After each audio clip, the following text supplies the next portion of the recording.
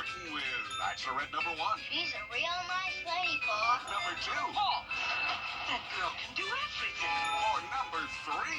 I'm getting goosebumps just thinking about it. Play along in the game of love. Just think, one of them might be the next Mrs. Amy Tate. On the Andy Griffith Show. Weeknights starting at 8 on MeTV. WJBF 6.2.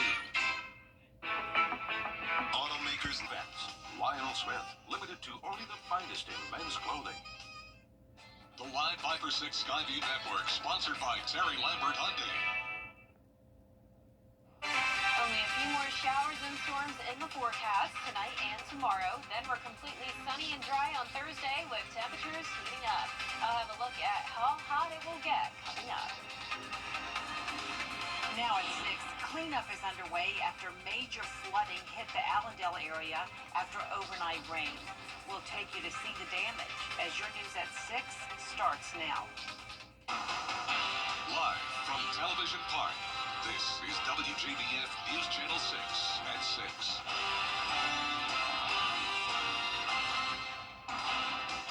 Good evening, everyone. I'm Jenny Montgomery. Thank you for joining us. Brad has the night off. Coverage you can count on begins with cleanup underway in Allendale County after thunderstorms lead to major flooding. Graham Lee has more on the damage caused and the recovery efforts on the local and state levels. As you can see behind me, parts of Allendale and Fairfax suffered major flooding over the last 24 to 48 hours due to heavy rains. Some roads remain closed, and now response teams are going out to repair the damage. One area that saw the worst of the damage is in between Allendale Fairfax High School and the Allendale County Hospital. The storm has washed out part of the railroad tracks, so workers from CSX have been on the scene most of the day to get that repaired. The county has also had to close roads like Citadel Street, but no roads in the county have been washed out. First responders say they even had to rescue some homeowners trapped because of the heavy flooding. Yesterday we had a couple of calls. Some folks were trapped in the house and we went out and rescued them, get them out of the houses. Some animals was rescued yesterday by our animal control. Our support is really good. I can estimate probably in the next couple of days we should be really back to normal. City and county leaders say the cleanup efforts will continue over the next few days. SCDOT has reopened Highway 278, but Highway 3 will remain closed until the water recedes and they can ensure that it's safe to travel on. In Allendale County, Graham Lee, WJBF, News Channel 6. It's time now for a first check of our weather with Chief Meteorologist Jenna Petracci. Well, Allendale County wasn't the only county to see a ton of rain over the past few days. You can see some of our southeastern counties also picked up between 4 to 10 inches, and even up towards Wilkes County with that storm that sat over the area for a long period of time last night, they reached up to 6 inches of rain. Augusta picked up on around 3.5, putting us above our average for the entire month of May, and we're only a couple weeks into the month. So we have had plenty of beneficial rain that'll definitely help out with the drought we've been in, but some of this rain did of course lead to some significant flooding, and we did have some strong storms as well. Luckily the storms right now are pretty weak. Up in Wilkes County, just a few lightning strikes to the south of Tignall. Then down towards the south of that, we also have this big batch of rain near Avra, Gibson, and Stapleton. This is moving from Glasscock County into Jefferson County, and some rain and storms as well in Sandersville over towards Davisboro, and once again up towards Jefferson County. Now, Emmanuel County is mostly dry, but still more has some light rain, and to the south of Oak Park. And you can see that rain off in the distance here on our Terry Lambert Hyundai Skyview Cam in downtown Swainsboro. It's breezy and warm outside with more clouds than sunshine, but we did get a decent amount of sunshine in Augusta earlier today, and that warmed us up to a high of 84, a low of 61, so near average temperatures for us on this Tuesday. Upper 70s for the most part right now, 79 in Allendale, Aiken at 78, 74 in Gibson, and 76 in Waynesboro. Dew points are in the low to mid 60s. Still a lot of moisture around with winds out of the southwest, 13 miles per hour in Augusta. Storms all across the southeast still, and we'll continue to see that chance of rain and storms the rest of this evening and again tomorrow. By 10 o'clock tonight, we'll be in the upper 60s. I'll have more on your forecast coming up, but back to you, Jenny. All right, Jenna, thank you. The Richmond County Sheriff's Office and coroner are investigating a suspicious death. It happened today at a home on Harding Road in Augusta. The coroner says the body of 62-year-old David Grigg was found in the front room. He died at the scene. An autopsy will be performed to figure out how he died. Augusta is preparing for a deep dive into the finances of one city department. An audit has been approved for the Housing and Development Department, and this might just be the beginning. George Escala explains. The finances of the Housing and Development Department will be under the microscope. A process auditors say could take up to 6 months. We got to be steward of taxpayers' dollar, and we're going to follow the process to make sure there's no wrongdoing. The audit will be looking at grant programs in the department to review compliance. Last month, Director Hawthorne Welcher was placed on paid leave, and the city paid the federal government $6.5 million for compliance violations on rental assistance grants. Some commissioners want this deep dive to be a forensic audit to look for evidence of financial crimes. As far as I see it, we ought to have been doing a forensic audit, and I ought to have had colleagues that should support this. If they haven't in the past, they ought to now. No, it's not a forensic audit. It's an audit to see if the money was used in the right areas. Some commissioners saying the audit of housing should be just the beginning. I think that we need to take a deep dive into our government as a whole. There's a lot of unanswered questions where a lot of matters are concerned, but this audit will help us get to a better place. And then we'll continue to go through each department to do audits. Our constituents are consistently asking that we are transparent. The Housing Department audit was approved after what became a $6 million mistake with federal money, but it now might be the springboard for more scrutiny of city spending. In Augusta, George Escala, WJBF, News Channel 6. The city is temporarily closing the Augusta Riverwalk for post-hurricane cleanup. The closure will begin tomorrow and will last 2 weeks. The cleanup effort is going to involve the use of heavy equipment, so that could make for hazardous conditions for pedestrians and visitors at Riverwalk. But there is good news if you like visiting the Saturday market. It will operate during normal hours, even during the closure. Today, students from Richmond, Columbia, Burke, and Jefferson counties are being recognized. They attended a special luncheon at the Augusta Marriott and Convention Center. The students are in the high school tech program. It gives youth with disabilities a link to career development experiences designed to meet workforce demands of the 21st century. It also helps them transition from high school to college. We want the kids that walk through our doors to leave and go out and be able to be self-productive and feel good about themselves and what they're doing. But it's great to see when I walk into an industry or walk into a store, I see some of my former students working and making a productive living for themselves. It's self-confidence that they have in themselves, skills that they learn in this program. News Channel 6's Barkley Bishop was the MC. 2 state representatives are calling for an independent investigation into the last South Carolina execution. Chief Meteorologist Jennifer Trotch is back with us now. Well, I know we're all ready for this rain to end. Well, most of it is done with, but a few showers and storms are still happening now, and that'll be the case for tomorrow. We will finally be completely dry on Thursday with the temperatures climbing into the 90s. I'll have that full Vapor 6 forecast right after this break. With 40 years experience. To learn more and apply today. Children First on News Channel 6 is sponsored by Bridgestone. The Live Viper 6 Skyview Network, sponsored by Terry Lambert Hyundai. Now, your most accurate forecast with WJBF Live Viper 6. Welcome back. So as you all know, we picked up on a lot of rain over the past few days. So how does this compare to what we typically see at this point in the month for May?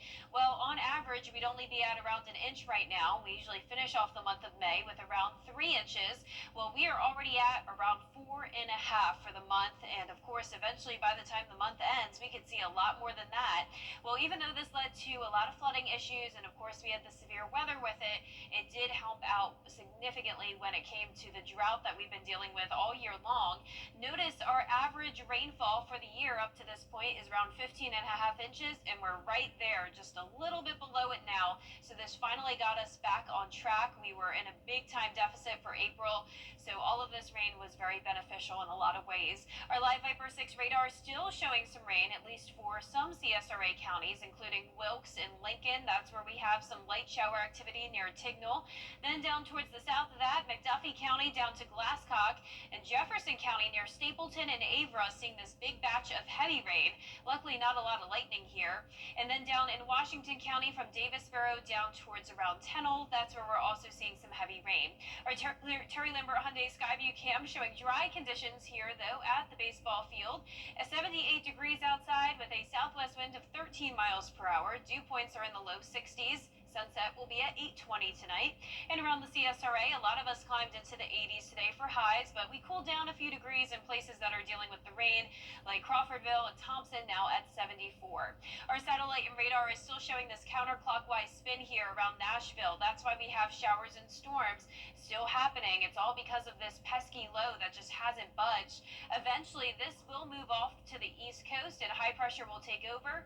Notice all the sunshine and dry weather to our west, with temperatures already summer-like, up to 93 in Dallas, 90 in Shreveport, but for our area, we're still seeing a lot of 70s. Now, for your Wednesday forecast, we're starting out in the low 60s, then we'll climb into the low to mid 80s in the afternoon. We'll be at 85 for your high in Augusta tomorrow, 93 on Friday, and those low 90s carry us all the way into next weekend. Little to no rain after tomorrow, so a 30% chance for your Wednesday, then dry into the start of the weekend. We could see a few stray showers on Sunday, but not looking bad. The rainfall totals through Wednesday are only going to be around 1/10 of an inch to 1/2 of an inch, so we're not under any more threats of flooding or severe weather. And here's your futurecast for the rest of this evening. Hit or miss showers and storms until around midnight, dry overnight. Maybe a little bit of rain early tomorrow morning, but most of the day is looking dry. So once again, just that 30% chance of rain and storms. Some fog and cloud cover possible on Thursday morning, but we're going to be nice and sunny as we get to Thursday afternoon. Here's a closer look at home. You can see that spotty activity continuing until around midnight. Then we're drying out. Still mostly cloudy skies tomorrow with some light rain possible around 9 a.m. And then in the afternoon with the heating of the day, that's when we'll see a few storms fire up, but once again, nothing too significant.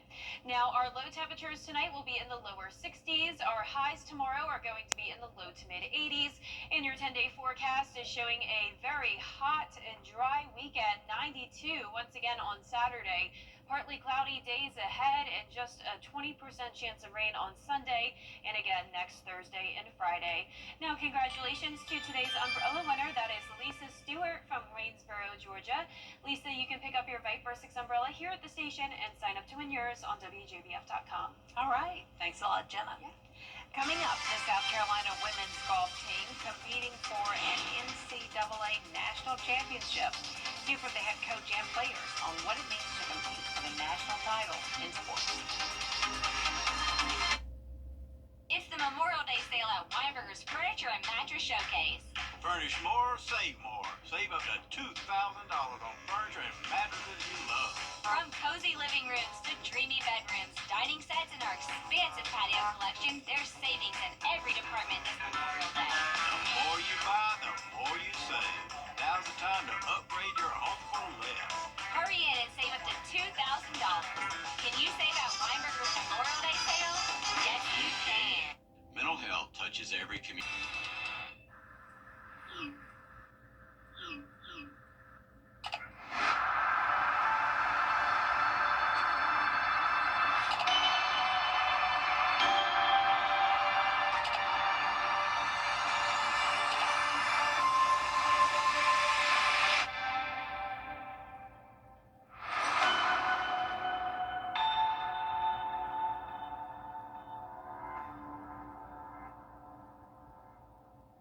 The WJBF Live Viper 6 Skyview Network is sponsored by Terry Lambert Hyundai. Low prices, big selection, and committed to quality customer service. Now, WJBF sports coverage you can count on.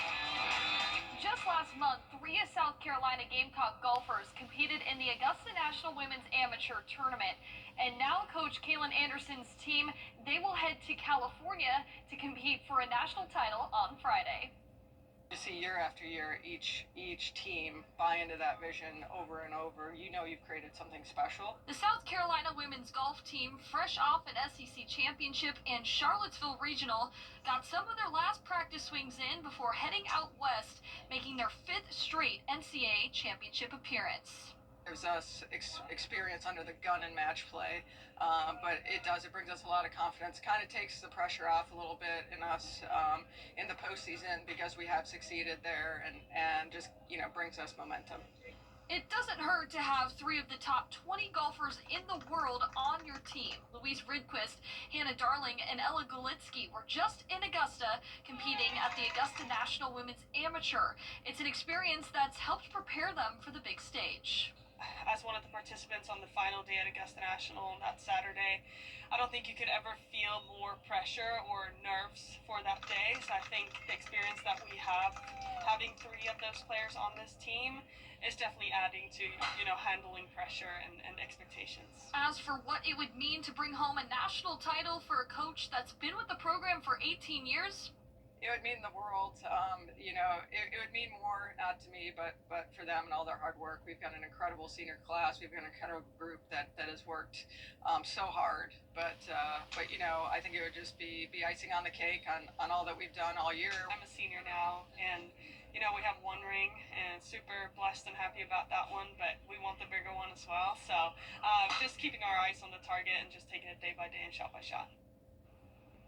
Now, after 3 days of inclement weather, high school softball and baseball finally get back in action tonight. The South Carolina State playoffs continue with North Augusta and Midland Valley. The softball teams meet once again, but this time it's the Mustangs hosting the Yellow Jackets in an elimination game. They squared off last week with the Mustangs holding off the Yellow Jackets 16-7.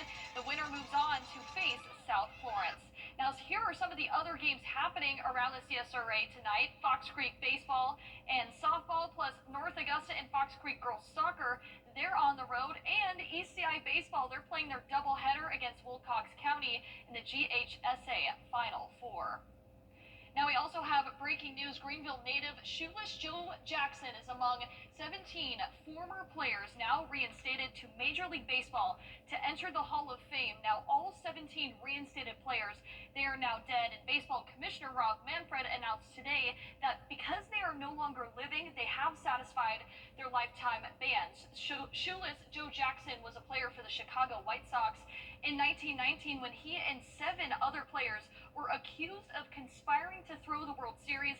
Jackson always maintained his innocence. So definitely a crazy story there, Jenny. And every time I hear Shoeless Joe Jackson, I think about Field of Dreams. Absolutely. Yes. Movie. All right, we'll be right back. Years ago, I lost my father in an auto. Off your Saturday mornings with the most trusted team in local sports. Preview all of the weekend action and recap all of the big plays with Gianna Cefalu and Gabriel Stovall. 6 Sports Saturday, Saturday mornings at 9:30 on News Channel 6.